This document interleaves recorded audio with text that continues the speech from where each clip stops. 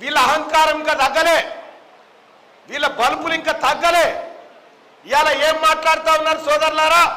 తీన్మార్ మల్లన్న ఉస్మానియా యూనివర్సిటీలో నేను mass communication journalism చేసిన, ఎంసీజే చేసిన.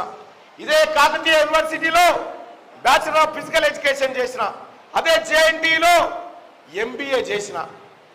నేను ఎన్నికల్లో పోటీ చేస్తా ఉంటే కేటీ రామారావు ఏం మాట్లాడుతుండో, బిట్సు పిలానీకి పల్లి బఠానీకి పోటీ అంటా ఉన్నాడు. ఉస్మానియా యూనివర్సిటీలో చదివిన బిడ్డలకు పల్లి బఠానీలతో అంటగడతాడా? కాకతీయ యూనివర్సిటీలో చదివే బిడ్డలు పల్లి బఠానీలను విమర్శిస్తాడా?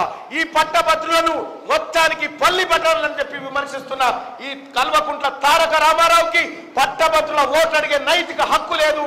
ఎక్కడికి పోయినా ఇవాళ ఉస్మానియా యూనివర్సిటీలో కేటీ రామారావు దిష్టి బొమ్మలు తరగబెడతా ఉన్నారు, కాకతీయ యూనివర్సిటీలో కేటీ రామారావు దిష్టి బొమ్మలు తరగబెడతా ఉన్నారు. సోదరులారా, మా అమ్మ నాయన పేదవాళ్ళు, సర్కారు బల్లే చదువుకున్నా, సర్కారు హాస్టల్లో తిన్నా, సర్కార్ కాలేజీలో చదువుకున్నా. ఇది తప్ప అన్నా? ఇది తప్ప? ఇక్కడ ఉస్మానియా యూనివర్సిటీ, కాకతీయ యూనివర్సిటీలో చదివిన బిడ్డలు ఎంతమంది ఉన్నారు? ఆ యూనివర్సిటీ పరిధిలో చదివిన ఒక్కసారి చేయలేపడ్డామా?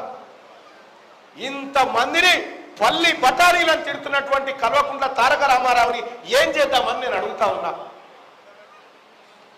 ఇలా బిట్సు పిలానీలో చదివితే చదువు, ఈ గవర్నమెంట్ బడిలో ఈ పేద వర్గాలు చదువుకునేటువంటి ఒక బడుగు బలహీన వర్గాల బిడ్డ సర్కార్ కాలేజీలో, సర్కార్ బడిలో చదువుకుంటే పల్లి బఠానీలను విమర్శిస్తారా?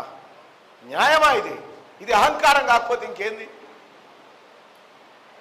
ఇవాళ ఉస్మానియా యూనివర్సిటీ లేకపోతే, ఆ గడ్డ యుద్ధం లేకపోతే, కాకతీయ యూనివర్సిటీ లేకపోతే ఇలా తెలంగాణ ఉద్యమం ఎక్కడిది? ఈ తెలంగాణ ఉద్యమం లేకపోతే నువ్వు ముఖ్యమంత్రి ఎక్కడ ఉంటుంటివే? అప్పట్లో నీ కొడుకు మంత్రేడైతా ఉండే. ఇలా పట్టభద్రులను అవమానించి పట్టభద్రుల ఓట్లు కావాలని తిరుగుతా ఉన్నావా? నిన్ను ఎట్టి పరిస్థితిలో కాకతీయ యూనివర్సిటీ నిన్ను కాలు పెట్టనీయనని చూస్తా ఉంది. ఉస్మానియా యూనివర్సిటీ నిన్ను అదెంకల రానియనని చూస్తా ఉంది. నిన్ను తరిమి తరిమి కొట్టడానికి పట్టభద్రులు ఇలా తయారైపోయినారు. సోదరులారా, ఇక బిట్స్ పిలాని సంగతి చూద్దాం.